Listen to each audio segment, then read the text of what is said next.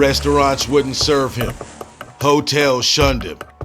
And he was so good, the NFL banned all blacks for years with the gentleman's agreement. Racism stole his quarterback dream, but he still rose. It took a couple of Raiders to break the NFL's ban on black coaches.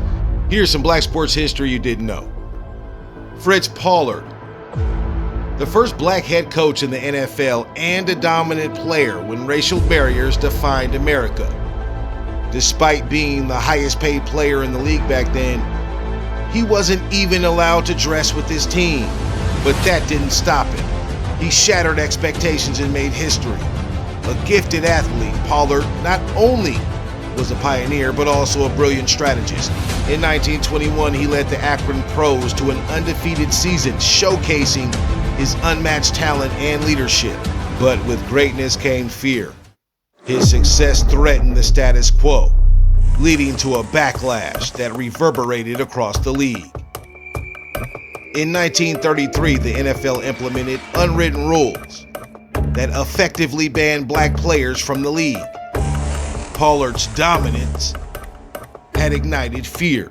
The NFL didn't reintegrate black players until 1946. Despite the barriers, Pollard's legacy endures. He fought for equality, paving the way for future generations of athletes and coaches. Pollard waited his entire life for a second black person to be named head coach of an NFL team.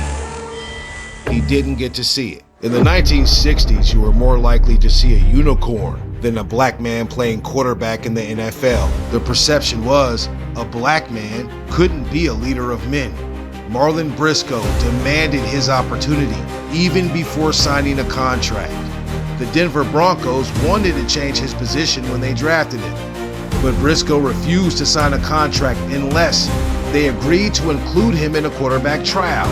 In 1968, Briscoe made history, becoming the first black quarterback to start a game in the NFL. He'd go on to set a Broncos rookie record with 14 touchdown passes, but soon he learned he wasn't even invited to the quarterback meetings with the Denver Broncos.